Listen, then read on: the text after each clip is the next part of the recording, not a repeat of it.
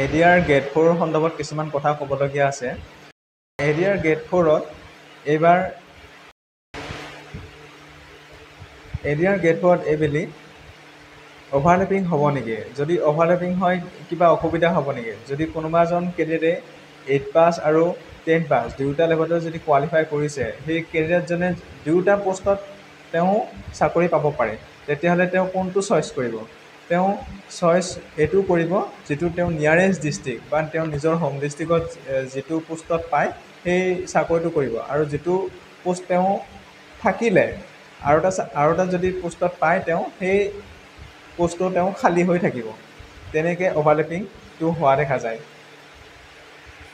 এইবেলি যিখিনি ভাইবা দিবলৈ গৈছিলে বহু কেণ্ডিডেটে মোক জনাইছে যে এইবাৰ ভাইবাত কিছুমান কেণ্ডিডেটক তেওঁলোকৰ অন্ততঃ নামটোৱে সুধিছে বা নিজৰ ডিষ্ট্ৰিক্টখনে সুধিছে, বহুত কুৱেশ্যন সোধাই নাই। বা যিহেতু এইবেলি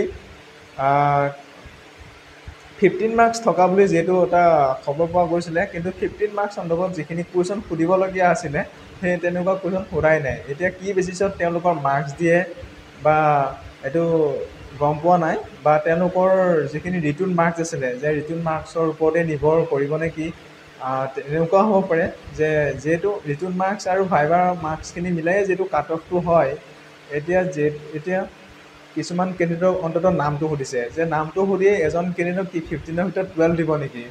এতিয়া সেইটো এটা বহুত ভাবিবলগীয়া কথা। আৰু এটা কথা ভাবিবলগীয়া যে অভাৰলেপিং সন্দৰ্ভত যে কিছুমান কেণ্ডিডেটে যে দুটা পোষ্টত চাকৰি পাব পাৰে। যে কেনেকৈ পাব পাৰে?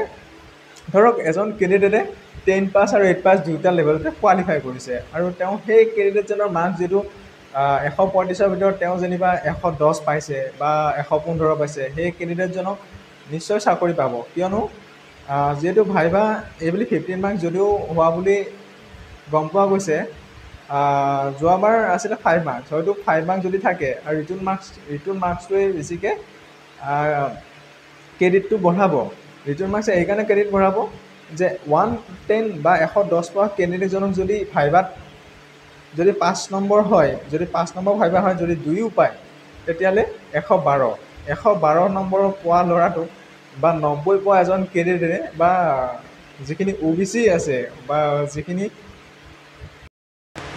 যিখিনি কেণ্ডিডেটে অন্ততঃ কম কাট অফত কোৱালিফাই কৰিছে, ধৰক এইবেলি OBC কাট অফ যেনিবা 8 পাছত যেনিবা 93 বা 95 গৈছে ধৰি লৈছোঁ। যদি কেণ্ডিডেটজনে 97 পাইছে বা 98 পাইছে, 110 পোৱা ল'ৰাটোক তেওঁ মানে কি হয়, 110 পোৱা ল'ৰাটোক তেওঁ আঁতৰাব নোৱাৰে বা আৰু তেওঁ সেইখিনি ওচৰলৈ যাবলৈ সক্ষম হ'ব নোৱাৰে। তেনেকৈ পোষ্টবিলাক অভাৰলেপিং হোৱা দেখা যায়। যে অভাৰলেপিংটো বিভিন্ন কাৰণ হ'ব পাৰে যে কেণ্ডিডেটজনে ধৰক 10 পাছো দিছে আৰু হায়াৰ ছেকেণ্ডেৰী লেভেলৰ এটা এক্সাম পাছ কৰিছে, তেওঁ নিশ্চয় গ্ৰেড 3টোত যাব, 10 পাছো থাকি যাব। তেনেকুৱা ধৰণৰ এইবাৰ কাট অফটো বা পোষ্টবিলাক ভেকেঞ্চি তেনেকৈ থাকি যায়।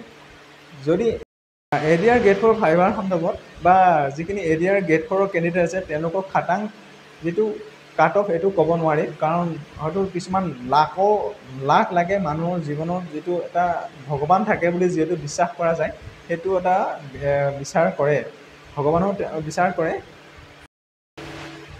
অভাৰলেপিং হ'লে কি কি সমস্যা দেখা যাব বা যিহেতু পোষ্টবিলাক যিটো অভাৰলেপিং হয়েই, প্ৰত্যেকটো ক্ষেত্ৰতে হয়, এইবেলিও হ'ব, অহা বছৰো হ'ব, তেনেকৈ অভাৰলেপিং হয়।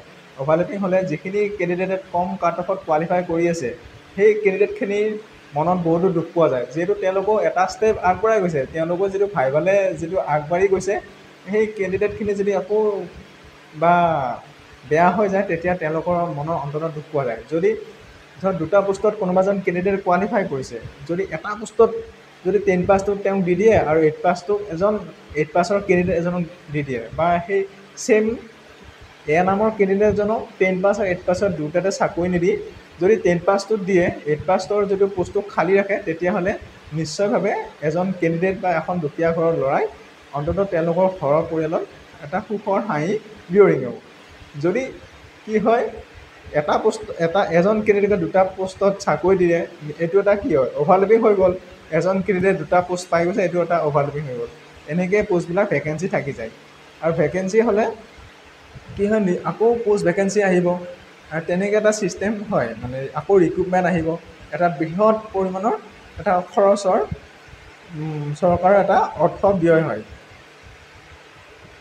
এইবুলি অভাৰলেপিং নহওক বুলিয়েই ভাবোঁ কাৰণ সকলোৱে এটা চাকৰি এটা বিচাৰে গ্ৰেড 4 হওক বা থাৰ্ড গ্ৰেডে হওক সকলোৱে এটা চাকৰি বিচাৰে যিটো আজিৰ যুগত এটা চৰকাৰী চাকৰি পাবলৈ খুবেই টান তেনে ক্ষেত্ৰত সকলোৰে মানে তেওঁলোকৰ ঘৰলৈ সুখৰ হাঁহি বিৰঙি আহক বুলি আমি ভাবোঁ নিশ্চিতভাৱে এইবুলি অভাৰলেপিং নহওক যদি অভাৰলেপিং হৈ যায় তেতিয়াহ'লে নিশ্চয় পোষ্ট ভেকেঞ্চি যথেষ্ট থাকি যাব আৰু খুব কম সংখ্যক কেণ্ডিডেটে কি হয় চাকৰি পাবলৈ সক্ষম হ'ব অভাৰলেপিং হ'লে খুব কম সংখ্যক কেণ্ডিডেটে চাকৰি পাবলৈ সক্ষম হ'ব আৰু এইবুলি ITI লেভেলত প্ৰায় 1100 বা 1200 বুজিছে যথেষ্টখিনি ITI কেণ্ডিডেটৰ কাৰণে যথেষ্টখিনি সুবিধা আছে কিয়নো ITI কাট অফ গৈছে OBC খুব বেছি গৈছে যদি 30 বা 35 গৈছে তেওঁলোকৰ কিছুমান এনেকুৱা কেণ্ডিডেট আছে 60-70 মই যিখিনি গম পাইছোঁ 60-70 মাৰ্কছ পাইছে আৰু তেওঁলোকক সেই কেণ্ডিডেটবিলাকক কুৱেশ্যনবিলাক সুধিছে খুব সহজ ক'ৰবা ইণ্ট্ৰডাকশ্যন সুধিছে বা কাৰোবাক নিজৰ নামটো সুধিছে তেনে ক্ষেত্ৰত তেওঁলোকৰ ৰিটাৰ্ণ মাৰ্কছটোৱে হয়তো ক্ৰেডিট বঢ়াব বুলি মই ভাবোঁ থেংক ইউ গাইজ ভিডিঅ'টো ইমানেই আছিলে